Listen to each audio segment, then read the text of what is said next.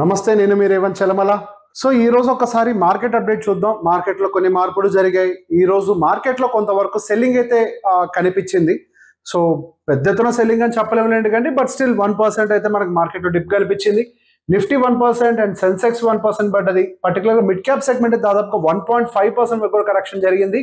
వేరెన్ small cap segment కేవలం 0.9% మాత్రమే correction జరిగింది. When compare to mid cap, small cap అనేది కంపారిటివ్గా బెటర్ గానే ఉంది. సో మనకి ఎక్కువగా ఫాలో అయింది మాత్రం ఈ రోజు ఆటో సెగ్మెంట్, కన్సంప్షన్ సెగ్మెంట్, ఇవి కొంచెం ఎక్కువగా పడ్డాయి.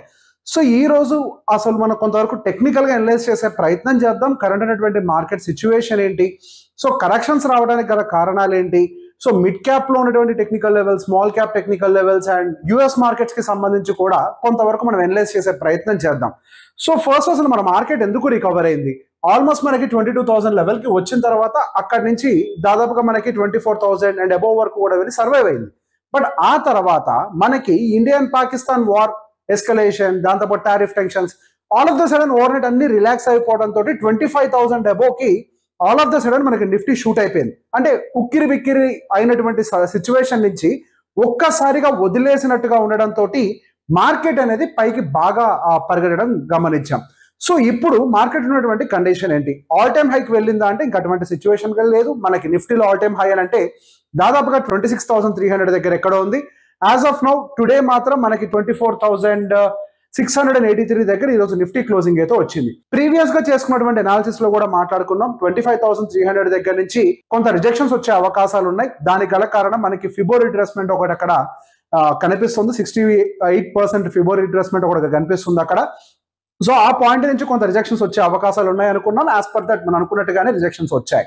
సో కరెంట్ సినారియోలో నిఫ్టీ యొక్క టెక్నికల్ అనాలిసిస్ ఎలా ఉందో కూడా ఒకసారి అబ్జర్వ్ చేద్దాం. సో నిఫ్టీ ఒక లాంగ్ టర్మ్ ట్రెండ్ లైన్ ఏదైతే ఫాలో అవుతుందో ఇప్పుడు ఆ ట్రెండ్ లైన్ లోనే సర్వైవ్ అయితే అవుతుంది, కానీ సస్టైన్ అవుతుందా లేదా అనేది ఒక పెద్ద ప్రశ్న. సో నిఫ్టీకి సంబంధించి మల్టిపుల్ టైమ్స్ మనం ఆల్రెడీ డిస్కస్ చేసాం. సో మనం ఇక్కడ నుంచి ఇవాళ ఒకసారి మనం సెన్సెక్స్ కి సంబంధించి కూడా ఒకసారి అబ్జర్వ్ చేద్దాం. సో సెన్సెక్స్ కి సంబంధించినటువంటి ట్రెండ్ లైన్ కూడా మిడ్ లైన్ నుంచి మనకి ఒక ట్రెండ్ లైన్ లో upper and lower support and resistance ఉంటుంది కదా, మిడ్ లైన్ లో ఒక బ్యాండ్ ఉంటుంది. ఆ బ్యాండ్ దగ్గరికి నియర్ బై వెళ్ళింది. సో అక్కడి నుంచి కూడా ఒక సెల్లింగ్ అనేది అబ్జర్వ్ చేసాం. సో మిడ్ క్యాప్ కి సంబంధించి ఒకసారి కొన్ని కండిషన్స్ చూద్దాం. సో మిడ్ క్యాప్ లో కొంతవరకు ఇంట్రెస్టింగ్ డేటా అయితే కనిపిస్తుంది. సో మిడ్ క్యాప్ సెగ్మెంట్ వచ్చేసరికి మనకి 2020 దగ్గర నుంచి ఒకటి ఏదైతే ఒక ట్రెండ్ లైన్ ఫామ్ చేసిందో మనకి దాదాపుగా 23 దగ్గర నుంచి ఆ ట్రెండ్ లైన్ అనేది ఇంకొక కొత్త ట్రెండ్ లైన్ లో ఫార్మేషన్ జరిగింది. If you can see there is one more trend line, అంటే ఒక షార్ప్ మూవ్ అప్ సైడ్ రావడం అబ్జర్వ్ చేసాం. అక్కడి నుంచి మనకు ఒక పీక్ ఫార్మేషన్ జరిగిన తర్వాత అది ఓల్డ్ ట్రెండ్ లైన్ లోకి మళ్ళీ కిందకి రావడం కూడా గమనించాం. అక్కడి నుంచి మళ్ళీ ఓల్డ్ ట్రెండ్ లైన్ లోనే సస్టైన్ అవుతుందా లేకపోతే మళ్ళీ అది అప్ సైడ్ కి వెళ్ళి సర్వైవ్ అవుతుందా అనేది మాత్రం కొంచెం టైమే డిసైడ్ చేయాలి. కాకపోతే మనకి ఇందులో కనిపిస్తున్నటువంటి ఒక ప్యాటర్న్ ప్రకారం అది ఒక లాంగ్ టర్మ్ ట్రెండ్ లైన్స్ లోకి అయితే, ఒక లాంగ్ టర్మ్ ఛానల్ లోకి అయితే మార్కెట్ ఎంటర్ అయినట్టుగా, particular mid cap segment enter అయినట్టుగా అయితే కనపడుతుంది. And where in small cap విషయంలోకి వచ్చేసరికి కూడా the case is almost same. Long term channel and the short term channel, short term channel ని బ్రేక్ చేసింది and again long term channel లోకి వచ్చేసింది.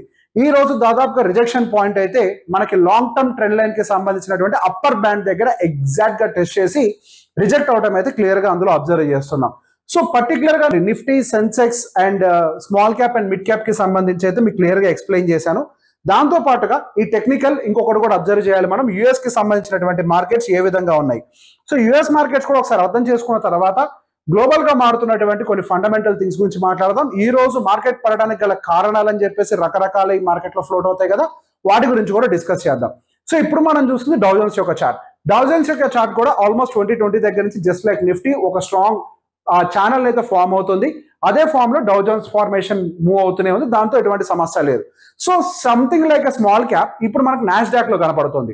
నాస్డాక్ లో కూడా సేమ్ అలానే మనకి 2023 దగ్గర నుంచి ఒక స్పైక్ వచ్చింది. మన ఇండియాలో స్మాల్ క్యాప్ లో వచ్చింది కదా, ఆ నాస్డాక్ లో కూడా ఒక స్పైక్ వచ్చి అది మళ్ళీ బ్రేక్ డౌన్ చేసి మనకి దాని యొక్క ప్రీవియస్ ఛానల్లోకి ఎంటర్ అయింది. ఎంటర్ అయి మళ్ళీ అదే ఒక షార్ట్ టర్మ్ ఛానల్లోకి ఎంటర్ అయింది. కాకపోతే సర్వైవ్ అవుతుందా అంటే సర్వైవ్ కాకపోవడానికి అవకాశాలు ఉన్నాయి. దానికి గల రీజన్ నేను డెఫినెట్ గా ఎక్స్ప్లెయిన్ చేస్తాను. And here and there Dow Jones condition కూడా మనకి జస్ట్ లైక్ ఎస్ఎన్పి లాగానే ఉంటుంది. జస్ట్ లైక్ ఎస్ఎన్పి మనకు అదొక లాంగ్ టర్మ్ ట్రెండ్ లైన్ లోనే సర్వైవ్ అవుతుంది. సో ఇది కరెంట్ మార్కెట్ కు ఉన్నటువంటి టెక్నికల్ అనాలిసిస్. సో ఈ అనాలిసిస్ ఓవరాల్ గా మనం అబ్జర్వ్ చేసినప్పుడు కొన్ని టేక్ అవేస్ తీసుకోవాలి. ఇప్పుడున్నటువంటి టెక్నికల్ అనాలిసిస్ ప్రకారం మెజారిటీ ఆఫ్ ద ఇండైసెస్ అన్ని కూడా అప్పర్ బ్యాండ్ వైపుగా ఉంటున్నాయి. సో అప్పర్ బ్యాండ్ కి వెళ్ళినప్పుడు ఏం జరుగుతుంది, రెసిస్టెన్స్ ఫేస్ చేయడానికి చాలా హై ప్రాబబిలిటీ ఉంటుంది.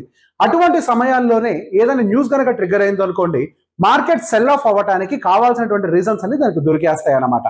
సో ఇప్పుడు మార్కెట్ లో ఏమైనా రీజన్స్ ఉన్నాయా? సో ఇప్పుడు మనకి ఇంటర్నెట్ లో సర్క్యులేట్ అవుతున్నటువంటి కొన్ని విషయాలు మనం అర్థం చేసుకుందాం. ఇందాక చూసాను న్యూస్ లో ఏదో కోవిడ్ మళ్ళీ వచ్చింది, దానివల్ల మార్కెట్ ఏమన్నా పానిక్ అవుతుందని. అంటే కోవిడ్ ని పట్టించుకున్నటువంటి పరిస్థితుల్లో ఇప్పుడు మార్కెట్ అయితే లేదు. కోవిడ్ మార్కెట్ కి అయితే ఎటువంటి కొత్త సబ్జెక్ట్ ఏం కాదు. సో దాన్ని తీసి మనం కంప్లీట్ గా పక్కకు పెట్టేయచ్చు. ఇంకొకటి వచ్చేసరికి మనకి జపాన్ కి సంబంధించినటువంటి బాండ్ డీల్స్ పెరుగుతున్నాయి అని చెప్పేసి అన్నారు. మేబీ అది కొంత చిన్న కన్సర్న్ అయితే అయ్యి ఉండొచ్చు, నీకు కాదనట్లేదు. అండ్ దాంతో పాటుగా ఇంకొక పాయింట్ మాట్లాడుతున్నారు, ఎఫ్ఐఎస్ యొక్క సెల్లింగ్ జరుగుతుంది మార్కెట్ లో అని చెప్పేసి. ఎస్, ఎఫ్ఐఎస్ యొక్క సెల్లింగ్ పెద్ద ఎత్తున ఏమీ జరగలేదు, నిన్న ఒక్కరోజే జరిగింది, సోమవారం రోజు. అంతకు ముందు అంతా కూడా వాళ్ళు బయింగ్ లోనే ఉన్నారు. మనం దాన్ని కూడా పెద్దగా సీరియస్ గా తీసుకోవాల్సిన అవసరం లేదు. కాకపోతే ఈ ఎఫ్ఐఎస్ కి సంబంధించిన డేటా పాయింట్ ఆఫ్ వ్యూలో ఇంకొన్ని ఇంట్రెస్టింగ్ డేటాస్ ఉన్నాయి, అవి నేను నెక్స్ట్ ఎక్స్ప్లెయిన్ చేస్తాను, కొంచెం ఓపిక పట్టండి. దీనికంటే కూడా ఇంకొక ఇంపార్టెంట్ కన్సర్న్ నాకు కనపడుతుంది, ఇండియా అండ్ యుఎస్ కి సంబంధించినటువంటి టారిఫ్ రిలేటెడ్ డీల్స్ కి సంబంధించి. మేబీ ఈ రోజే లాస్ట్ అనుకుంటా టారిఫ్ డిస్కషన్స్ కి సంబంధించి. మేబీ ఆ అన్సర్టనిటీ ఏమన్నా మార్కెట్ లో ఈ రోజు ఉండొచ్చు, మేబీ ఆ అన్సర్టనిటీ వల్ల కొంతవరకు ట్రిగర్ కూడా అయ్యి ఉండొచ్చు. సో దాంతో పాటుగా నేను ఇంకొన్ని రీజన్స్ యాడ్ చేస్తున్నాను. ఒకటి, నేను అనుకుంటున్నటువంటి రీజన్స్ యుఎస్ అండ్ ఇండియాకి సంబంధించిన టారిఫ్ డిస్కషన్స్ ఈ రోజు లాస్ట్ డే అవ్వటము. సో దాని అన్సర్టనిటీ కొంత ట్రిగర్ అయి ఉండొచ్చు. దాంతో పాటుగా మనకి పర్టికులర్ గా ఈ రోజు హైయెస్ట్ సెల్లింగ్ ఎక్కడ వచ్చింది అనుకున్నాము, పర్టికులర్ గా మనకు వచ్చిన సెల్లింగ్ అంతా కూడా ఈరోజు ఆటో సెగ్మెంట్ లో. సో ఆటో సెగ్మెంట్ మార్కెట్ కింద పడ్డ దగ్గర నుంచి ఇప్పటికి దాదాపుగా 24% అప్పటికి మూవ్ అయింది. సో ఎప్పుడైతే అంత షార్ప్ రికవరీ వచ్చి ఉంటుందో డెఫినెట్ గా కొంత ప్రాఫిట్ బుకింగ్ జరగాలి కదా. సో ప్రాఫిట్ బుకింగ్ గానే మనం ఈ రోజు మార్కెట్ ని చూడాలి అని ఇంకొక పాయింట్ ఆఫ్ వ్యూలో ఆలోచిస్తున్నాం. యుఎస్ అండ్ ఇండియాకి సంబంధించిన టారిఫ్ ఒక 10% వెయిటేజ్ కింద తీసుకుంటాను అంతే. బట్ 90% ఆఫ్ ద ఛాన్స్ మాత్రం ప్రాఫిట్ బుకింగ్ జరగడానికి అవకాశాలు ఉండడం వల్ల ఈ రోజు కొంతవరకు నిఫ్టీ మనకి కిందకి వచ్చే అవకాశాలు కనిపించినాయి. సో దీంతో పాటుగా మరికొన్ని అంశాలు మనం గమనించాలి. ఎఫ్ఐఎస్ కి సంబంధించినటువంటి డేటాను ఒకసారి మీకు ఎక్స్ప్లెయిన్ చేసే ప్రయత్నం చేస్తాను కదా. సో ఎఫ్ఐఎస్ గత కొన్ని రోజులుగా అయితే బయింగ్ లోనే ఉన్నారు. కాకపోతే నిన్న ఒక్కరోజు మాత్రం కొంతవరకు సెల్లింగ్ లోకి అయితే వెళ్ళారు. ఎఫ్ఐఎస్ సెల్లింగ్ లో ఉన్నారు, యాజ్ వెల్ యాజ్ డిఏఎస్ కూడా సెల్ చేశారు. అది పెద్ద మొత్తంలో ఏం కాదు, మేబీ చెరి 500 కోట్లు అనుకుంటా. 500 కోట్లు ఏమో దాదాపు ఎఫ్ఐఎస్ సెల్ చేశారు, డిఏఎస్ ఏమో 238 కోట్లు. పుట్టుగెదరు ఒక 700 కోట్లు కూడా లేవు, ఒక 700 కోట్లు మాత్రమే సెల్లి. దాన్ని యూసెస్ ఎఫ్ఐఎస్ సెల్లింగ్ చేశారు కాబట్టి ఈరోజు మార్కెట్ పడ్డది అని అంటే దీన్ని మనం యాక్సెప్ట్ చేయలేం. కాకపోతే ఇందులోనే మరొక డేటా ఉంది, ఎఫ్ఐఎస్ యొక్క ఫ్యూచర్స్ అండ్ ఆప్షన్స్ స్టాండ్స్ ఎలా ఉన్నాయి ఇది డిసైడ్ చేస్తుంది. సో మండే రోజు మనం గమనిస్తే ఎఫ్ఐఎస్ యొక్క స్టాండ్స్ మనం గమనిస్తే అది కొంతవరకు బ్యారిష్ గా ఉన్నట్టు అయింది. అంటే వాళ్ళు మార్కెట్ ని కొంతవరకు డౌన్ సైడ్ పుష్ చేద్దామని అనుకున్నారేమో. After a long positive activity కొంత స్లోగా, అంటే కొద్దిగా స్లో డౌన్ అవడం అయితే కనిపిస్తోంది. అండ్ ఓవరాల్ గా అయితే ఫైనల్ ఇక్కడ కొంత నెట్ నెగిటివ్ లో పుష్ అవుతున్నట్టుగా ఆప్షన్స్ అండ్ ఫ్యూచర్స్ కి సంబంధించి నేను చెప్పేది, ఫ్యూచర్స్ అండ్ ఆప్షన్స్ డేటా ప్రకారం క్లియర్ గా కనపడుతుంది. సో డిఐఎస్ డేటాను పెద్ద పట్టించుకోలేను కానీ అంటే మనకి పెద్ద ట్రేడర్స్ ఉంటారు కదా, ప్రొప్రైటరీ ట్రేడర్స్ అంటే బిగ్ కంపెనీస్, హెచ్ఎన్ఐస్, వాళ్ళకి సంబంధించి వాళ్ళ యొక్క డేటా మీరు గమనించినా కానీ అది కూడా కొంతవరకు నెగిటివ్ లోకి టోన్ అవుట్ అయింది. క్లాస్ చూడండి. సో ఈ క్లాస్ దాని ప్రకారం ఆ నెట్ నెగిటివ్ లోకి టోన్ అవుట్ అయింది. సో బేసిక్ గా వాళ్ళు కూడా నిన్ననే ప్రిపేర్ అయిపోయారు, కొంతవరకు నెగిటివ్ ట్రెండ్ ఈ రోజు ఉండే అవకాశం ఉంటుందని. ఈ రోజు యాక్చువల్ గా ట్రాప్ అయింది ఎవరు? ఈ రోజు యాక్చువల్ గా ట్రాప్ అయింది క్లయింట్స్, అంటే మనలాంటి వాళ్ళం, రీటైలర్స్ మాత్రమే ఈ రోజు మార్కెట్ లో ఎక్కువగా ట్రాప్ అవడం అయితే జరిగింది. ఒక రీటైలర్స్ మాత్రమే ఈ రోజు నెట్ పాజిటివ్ లో, అంటే నిన్న మార్కెట్ క్లోజ్ అయ్యే టైంకి పాజిటివ్ పొజిషన్స్ తీసుకొని పెట్టారు. సో బేసిక్ ఈ రోజు ఎక్కువగా ట్రాప్ అంతా జరిగిందంతా కూడా రీటైలర్స్ దగ్గర మాత్రమే. అటు ఎఫ్ఐఎస్ అయి ఉండొచ్చు, లేకపోతే ప్రాప్ డెస్క్ అయి ఉండొచ్చు, ఈవెన్ డిఐఎస్ కూడా పాజిటివ్ గా నెగిటివ్ లోనే ఉన్నారు. And even prop desk, FIS and DIS అందరూ కూడా నెగిటివ్ కి ఆల్రెడీ ప్రిపేర్ అయి ఉన్నారు. ఇక్కడ కేవలం క్లయింట్స్ అంటే రీటైల్ ట్రేడర్స్ మాత్రమే ఎక్కువగా బులిష్ పొజిషన్స్ తీసుకొని ఈ రోజు మార్కెట్ కిందకి రావడం వల్ల ఇంపాక్ట్ ని తీసుకోవడం అయితే మనం అబ్జర్వ్ చేయొచ్చు. సో ఓవరాల్ గా దీని నుంచి నేర్చుకోవాల్సిన లెసన్ ఏంటి? When there are some technical levels, ఇప్పుడు మార్కెట్ టెక్నికల్ లెవెల్స్ అన్నింటినీ దాటుకొని పైకి వెళ్ళిపోవడానికి ఫండమెంటల్స్ కూడా మనం సపోర్ట్ చేస్తున్నాయా లేదా? స్ట్రాంగ్ గా పైకి ర్యాలీ ఇవ్వాలంటే కొన్ని ఫండమెంటల్స్ సపోర్ట్ చేయాలి. ఇప్పుడు అటువంటి ఫండమెంటల్ యాక్టివిటీస్ ఏమైనా ఉన్నాయా? మన కార్పొరేట్ నెంబర్స్ అని అద్భుతంగా నెంబర్స్ డెలివర్ చేశాయంటే అటువంటి పరిస్థితులు అయితే కనిపించట్లేదు. కాబట్టి ఈ రోజు అంటే నిన్న మొన్న ఇంతకు ముందు జరిగినటువంటి ర్యాలీ అంతా కూడా మనకి ఒక ఉక్కిరి బిక్కిరి అనేటువంటి సిచ్యువేషన్ లో నుంచి ఒక్కసారి రిలీజ్ చేయడంతో మార్కెట్ అనేది పట్మన్ పైకి వెళ్ళిపోయింది. అంతగానే చూడాలి. మనం ఇంతకు ముందు కూడా చెప్పుకున్నాం, మార్కెట్ కన్సాలిడేట్ అవ్వడానికి ఎక్కువ అవకాశాలు ఉన్నాయి. కాకపోతే మనం ఈ కన్సాలిడేషన్ అన్న మాటలో ఎక్కువ ఈవెంట్స్ జరిగిపోయినాయి. టారిఫ్, దాంతోపాటు ఇండియా పాకిస్తాన్, ఇదైతే కంప్లీట్లీ అన్యాంటిసిపేటెడ్, అసలు ఊహించలేదు మనం. సో ఇవన్నీ జరగటం, ఒకేసారి బిగుసుకుపోయినట్టు అయిపోవటం, దాంతో ఒక ఫ్రీడమ్ వచ్చినట్టుగా మార్కెట్ అనేది పైకి వెళ్ళిపోయింది. సో అక్కడి నుంచి ఇంకా పైకి వెళ్ళాలి అంటే డెఫినెట్ గా మనకు కొన్ని ట్రిగరింగ్ పాయింట్స్ కావాలి. నెక్స్ట్ గోయింగ్ ఫర్దర్ మనకు ట్రిగరింగ్ పాయింట్స్ ఏమయ్యే అవకాశాలు ఉన్నాయి. సో గోయింగ్ ఫర్దర్ మనకి యుఎస్ అండ్ ఇండియాకి సంబంధించినటువంటి ట్రేడ్ డీల్స్ ఏమైనా ఫేర్ గా జరిగినట్లయితే అదొక మంచి ట్రిగరింగ్ పాయింట్ అయ్యే అవకాశం ఉంది.